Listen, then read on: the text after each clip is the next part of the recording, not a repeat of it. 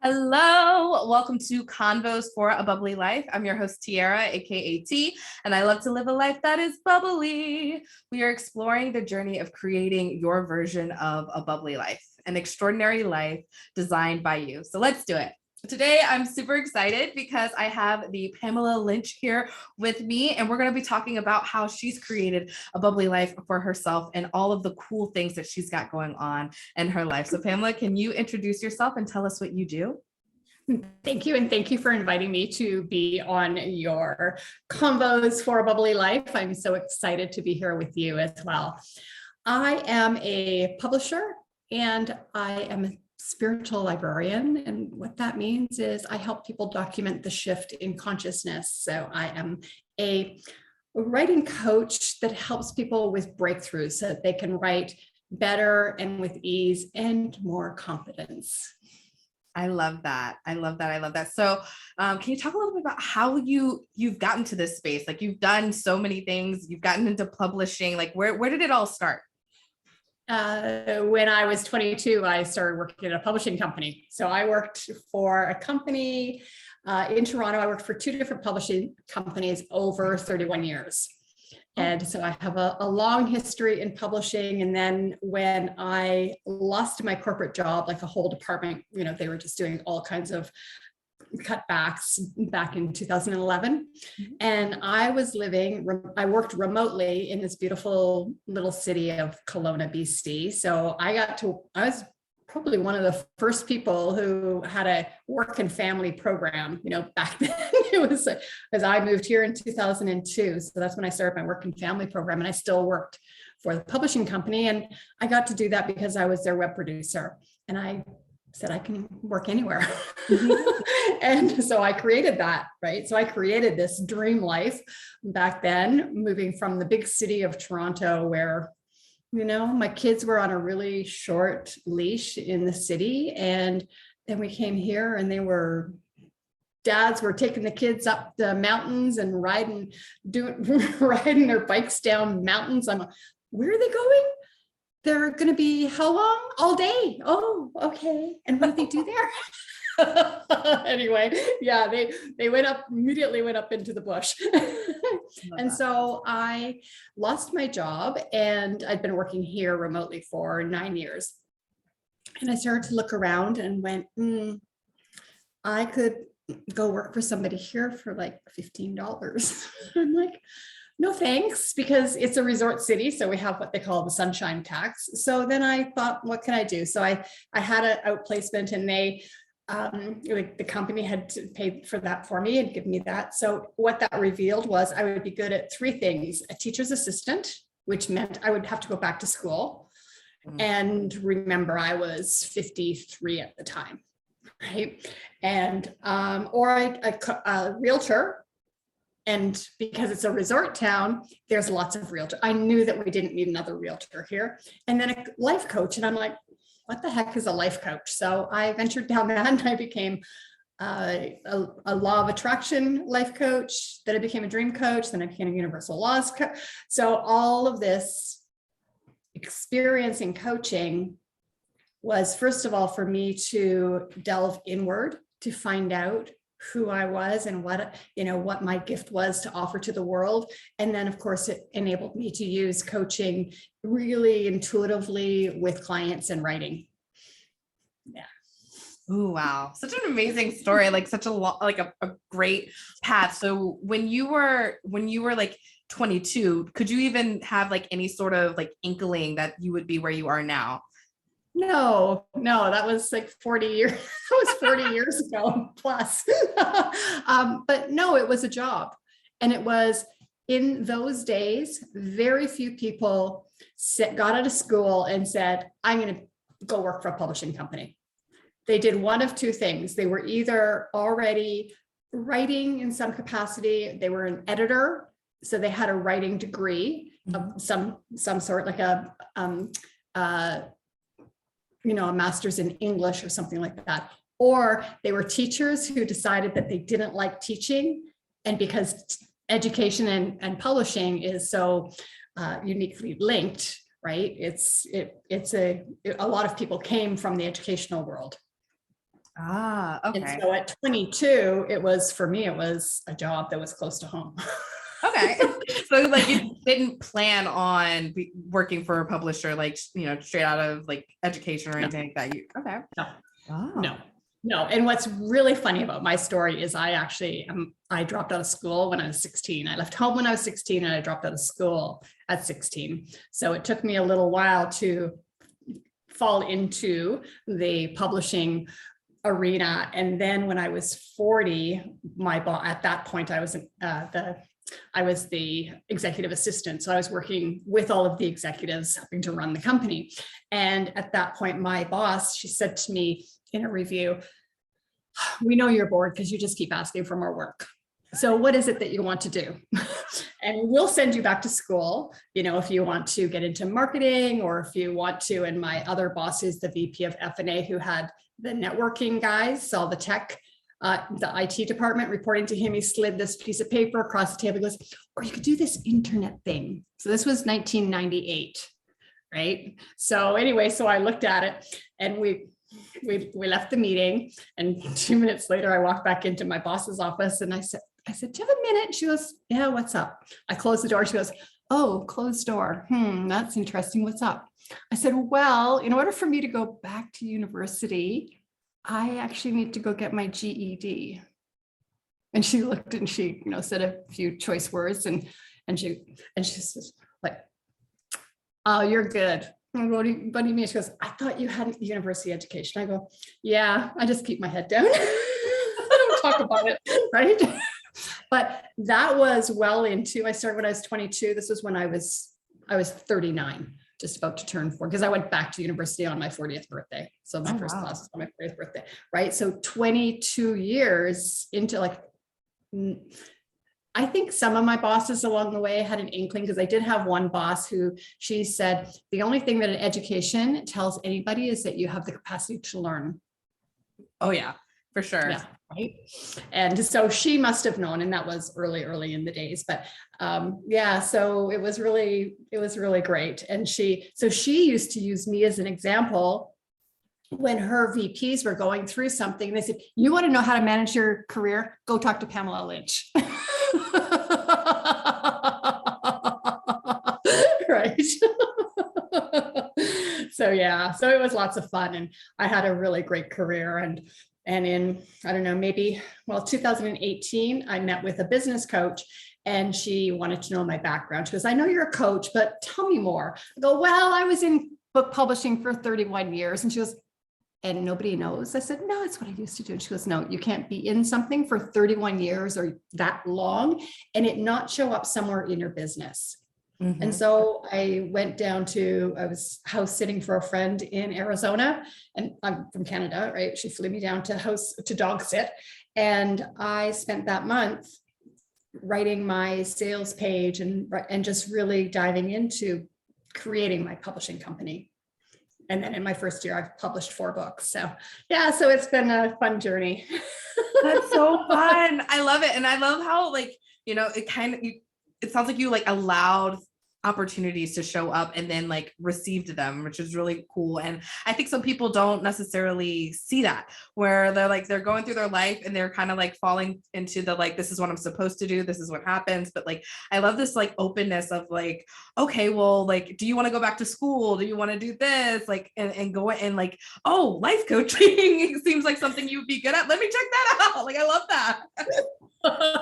Well, I think there's no mistakes in life. I think that we take these roundabout routes as in ROUTE, not roots. We take these roundabout routes to get to the place that we're intended to be. Like, I know I'm intended to hold open the doorway to the portal of language for writers. I know that in my core. Like, when I go into those sessions, I go so deep. And sometimes I feel like, did I actually fall asleep? But I know I didn't, right? Because I'm like sitting up. Right. But I'm just in this really deep place where there is so much peace for the people who are in session with me. And it makes writing so easy being in those sessions. And so I was intended to do that. And so even though I went in this long route. It was being in publishing for that long allowed me to be in all of the different positions, except the warehouse. I didn't ever work in the warehouse, but I worked in production. I worked at the top level of the company, right? And I was the web producer, so I knew how to build web. Like, I am what you would call a coder. So I can take somebody's program and I can manipulate it, but I can't create the program. Mm-hmm. Right. So I do front end, so I can build all my own websites and things. Yeah. And so when I first lost my job, I thought, oh, I can do that. But I still had to become an entrepreneur, and I didn't know how to do that. Right. It took me a long time to really land into my purpose and yeah. It's fun. Can you talk a little bit about what your sessions look like, and what do you mean by opening a portal to language? So we are all coded to do some unique thing, and so the portal of language is actually part of the quantum field, right? So it's that invisible space that we access to receive information. And so it is big, like the portal of language is huge. Like you can imagine everything that comes sort of like, it's like an umbrella, like the quantum field, and you have a portal of language, then you have, the language of numbers, you have the language of magic, you have, right? So it's like, right. And it's not that they're smaller, but it's a container. Mm-hmm. Right? It's a container that we can move through and access information, because everything is data. Oh yeah. Everything comes through in information, and we interpret that within our human body. So when I'm holding space for people in the sacred writing sessions, what it looks like, we come on a Zoom call, they write, I meditate. So I am the whole hour sitting there with my eyes closed.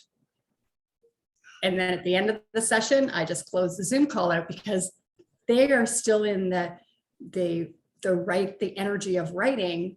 And so when I used to say, time's up, it would interrupt the flow. Right.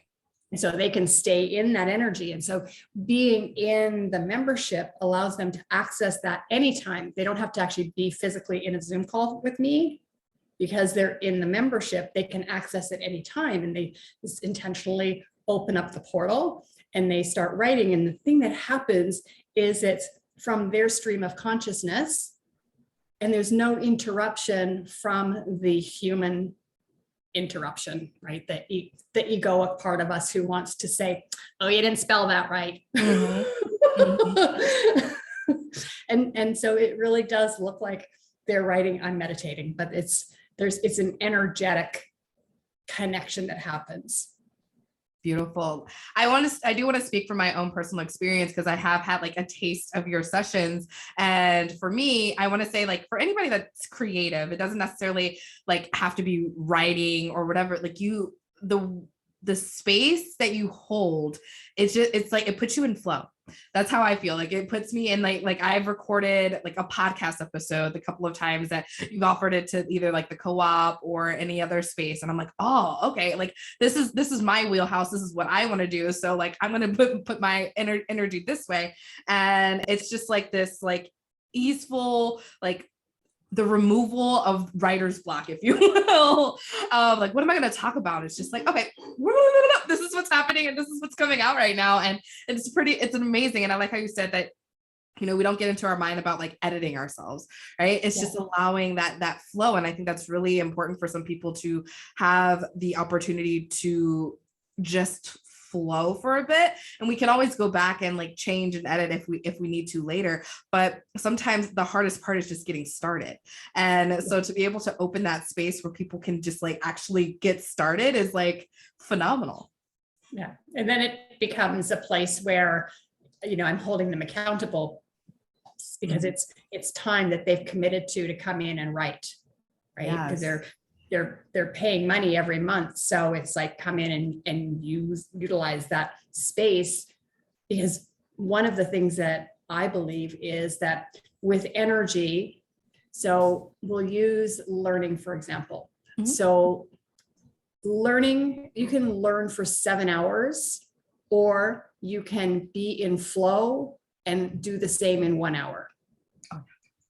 Right? Yes. So imagine the same happening with writing, that you can write on your own for 7 hours, or you can come into the portal of language and write with me. And it's all of that in 1 hour. It's more effective. It's connected to the quantum field.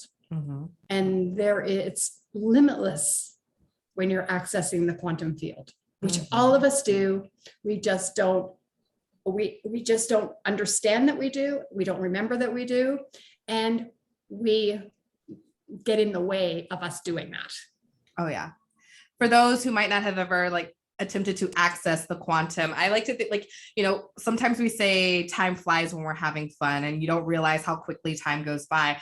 But in a weird sort of way, I feel like in the quantum, time slows down. Like you're still having that same amount of energy and enjoyment, but like it just seems like so like I've compacted so much into such a short period of time. Anytime that I've like consciously been like, all right, I'm going to sit, I'm going to like have like, whether I'm meditating, whether I'm doing this, like I'm going to solve my problems in the quantum in an energetic space.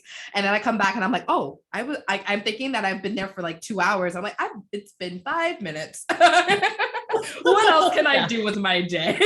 I feel so like I've been so productive. I don't know, solved all the problems of the world in my mind. And now I'm back and I'm like, all right, cool. I got so much more time to do other things now, which is really, really exciting. And it also, like, for business purposes, it's like, oh, I already have my to-do list, my whole thing. When I know what to do, I'm going to go and let's go and like run with it. And it's so magical.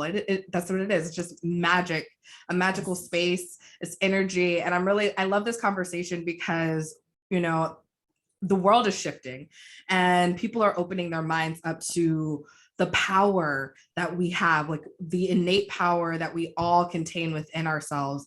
And this is just another reminder that, like, hey, we all have something magical within us that we can access and utilize and create a bubbly life for ourselves.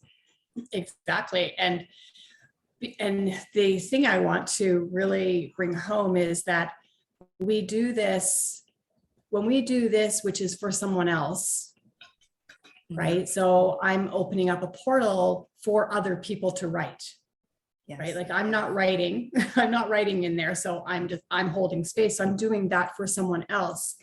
And that is the great reward, is that I see the benefits of them doing that, you know, of writing. And it's not just for books, right? Like I have a publishing company. And so my publishing clients come in and they use that space, but it's for anything. Like it's for songwriters. It's for if you have to do a video, right? It's to do the video script. It's to write the blog posts. Like we do a lot of writing. If you think about your day and how much time you actually spend writing, and I invite the listeners to think about this, like pay attention tomorrow, how much writing you actually do. We think we don't write, or we think we're not good writers, but we're responding to posts where, you know, maybe on TikTok, we're responding to somebody's video, we're writing a lot, right? And when we can use it consciously, it allows us to be in flow, which I think to live a bubbly life, it's access to flow. Like you're creating this bubbly life and you're in flow. Like another dream thing that I did that was magical was for the last, I don't know, since I became single, I wanted to I live in a resort town that has a huge lake that's surrounded by mountains. So the dream for everybody here is to live on the lake or to see a beautiful view of the lake. So you're either up high in the mountains or you're on the lake. Those are the two places that people want to live. Well, I dated somebody who lived in this apartment building on the lake. And I'm like, okay, I would like to live in this. And I know you've heard this story because I tell it, it's a beautiful story. I said to him, I'm dating him and he lives in a 1-bedroom apartment. And I said, I would love to live in this building. I would need to live in my own apartment because I, of course, worked at home and, you know, it wouldn't work. So no offense. But, you know, just lovingly, I would love to. And so a friend of his was moving and she was like in halfway through her lease, and he phoned me and he said, hey, my friend wants to know if you're interested in coming and living in her, like taking her lease, subletting from her. And I'm like, of course. On the drive over, right? So there's a bridge. We have West Kelowna, and then we have Kelowna, and there's a bridge in between. And so I lived on the west side, and she lived it's in Kelowna. And so I was driving across the bridge. I kid you not, I saw 3 different rainbows on my way over. Ooh. And I get here and I go, oh my goodness, Diana, I just saw like 3 rainbows. And she like hugs me and she goes, I know this is your apartment now. And a month later, I was living here, and I had written that down in March of whatever year it was, 2019, I guess. In March, I wrote it down. I got that call August, the beginning of August. September the 1st, I was living here. So that's 6 months to manifest living in a dream place on the lake, right, where I can look out my windows and I see the lake, and I walk out my back door and I'm on the beach. Like that's a bubbly life. Oh yeah. Oh my goodness. Like, and we can do that. We just need to know, what we want and what we don't want. Mm-hmm. And often what we don't want comes first. Oh yeah. It helps us to siphon through and be like, oh, wait. I don't like that. Okay. So this is what I like. Yeah. And I literally left here one day and went to my place, and I lived in a beautiful home. It was my girlfriend's home, but I lived in the basement suite, and I'm like 60 years old I go back over there. I'm going, what am I doing? Like, I'm 60 years old. And I'm living in my girlfriend's basement suite. Like, it's lovely. It has a view of the vineyard and the lake, right? But it's still, right. So it was still lovely. It was lovely too. But I went home and I asked myself that question. And then I asked myself, what do I want instead? And in that moment was when the manifestation was like just on. I was in flow with that. And it was like, I don't know how many months later, but, like probably 2 months later, but I got the call, so we need to know, but it had been 10 years since I first thought, where do I want to live? I wanted to live on a house on the beach. Right. But back then, like I was newly single and I was dating, and I thought it had to be with the man owning the house. Right. Like that was like, I want a man who has the house and the boat and the, on the lake. Right. That was kind of me at 50. And then I went, no, I can have that. I can have my own bubbly life with my beach apartment. I love that. I'm totally in that same space where I I've had the mindset of like, oh, I need to just find the rich guy that has all the things. But you're so right that I can create it for myself and allow, and anybody can create it. Right. And I think I want to ask, so when you were like, this is what I want to live in this apartment, did you have any sort of thoughts of like, that can't be possible, or like, limitations? No, because there's this real fine point between desire and manifestation. If I had have said at any point that, the places never come up there, which they rarely do, places never come up there, or the rent's going to be really expensive, or any of the other limiting what ifs, right? It's like, there's the 2 what ifs. There's the what if in the limitation, and there's what if it's possible? What if and it's unlimited? Like, yeah, right. So it's being really present in not allowing that in. Is there anything that you do if you start noticing that oh, rent's going to be expensive, or any sort of practice on letting that go? It is a practice. It's a practice to do that. And it's, I've been practicing that for a long time, but it is noticing the thought. That's the first step. Notice the thought. And then what do I want instead? Right. Because it's like, it's about observing yourself. It's about observing the part of you that is the talker within you. right? The doubter within you, like we have all these different parts of ourselves. There's the doubter, there's the analyst, the dreamer. They're all parts of ourselves, but we're bigger than that. Like we're more expansive than that.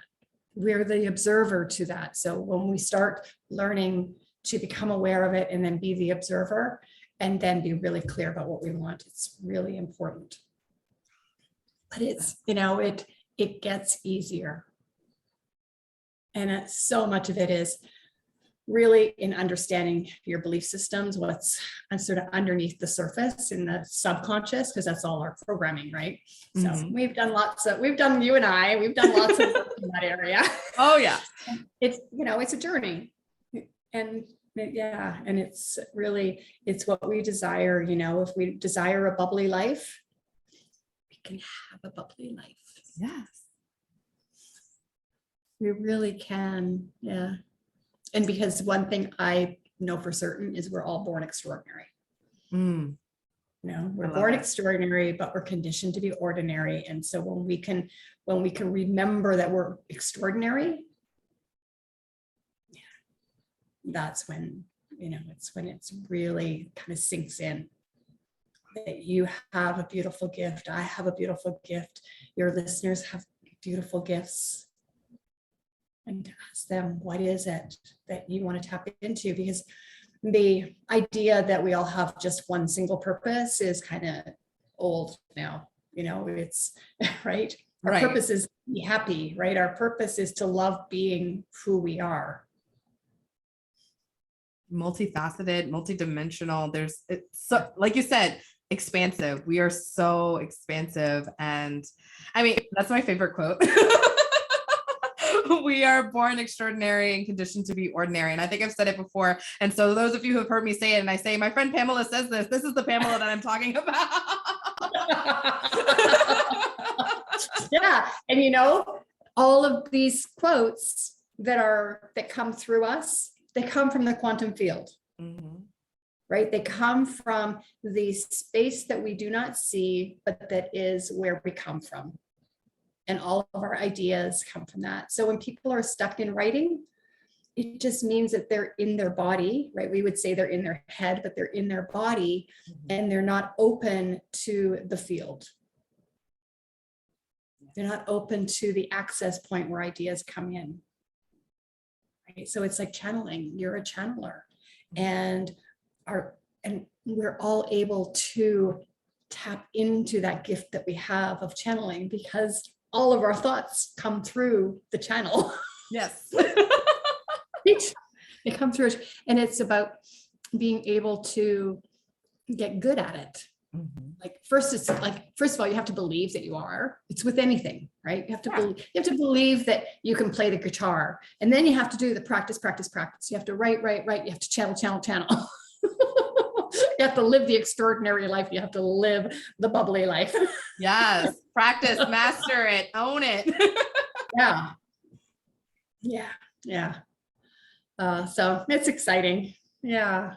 I love it. So with that, this has been wonderful. And I'm so happy to have you. And I want to know, how can the listeners connect with you? What do you've got going on? What are the different things that they can tap into to get a little bit more Pamela Lynch? Well, my website is PamelaLynch.com. My social media is Pamela Lee Lynch, so with Lee. And I'm on TikTok. I love TikTok. It's a fun place. Your TikToks are amazing and hilarious, friends. I'm just saying. But do you notice how a lot of them are tied to writing? Oh, yeah. There's that thread that goes through them, because that's what I want to be known for. I want to be known as the person who helps writers get better and be extraordinary writers, right? So I love TikTok. And then I have a fun workshop that's coming up. I did 3 of them in January, and they're how to create a haiku. So I'm doing it the beginning of May. So I'm thinking May the 1st is the tentative date, but it will be before Mother's Day, so that you can write a haiku for the woman in your life. It doesn't have to be your mother, but it could be your friend. It could be your, sister, daughter, mother, aunt, wife, girlfriend, doesn't matter, right? But it's to learn how to craft haikus, and they're fun. First of all, it's fun. It's a lot of fun. The workshop is lots of fun, but it allows you to learn to write in a way that you need to be precise. Right? So being precise in writing is challenging. And this gives you an in to be able to write and create like that. I love that. Yeah. So that's fun. And then we did talk a little bit about your sacred writing sessions. So if someone's interested in checking that out, where can they find that? They can find that on my website, and it's underneath the memberships up at the top. Beautiful. So, and they're called sacred writing sessions, and yeah. And then I have a coaching package that goes with that too, that it's additional. If people feel they want feedback about their writing or their blocks, what's getting in the way of writing. It's a beautiful space for them to come in and come to twice a month to get some coaching. And then the sacred writing sessions are included in that because, in my world, people who work with me, they're in the sacred writing sessions. And so it's kind of like it's just such a beautiful access point for them, right? Yeah. Yes, wonderful. Is there anything else you want to leave our listeners with before we hop off? Oh, okay. I do want to say this, that nobody was born a writer, and the only way to get good at writing is to write and write and write and write and practice and practice and practice. Yeah, because anybody can learn how to write. Yes. Yeah. That's beautiful. And I love it. Yeah. Thank you, Tiara. It's so nice hanging out with you and getting to spend some time with you. Thank you so much, Pamela. It's been an honor to have you. And for those listening, I will be sure to drop all of the links in the description of this podcast episode. And if I share this on YouTube as well, I'll be dropping that over there. And I'll catch you guys on the next one. Thank you so much for listening. Of course, you can always go to www.abubbly.life/luxury living to see all the cool things that I have going on. And I will catch you on the next one. Love you all.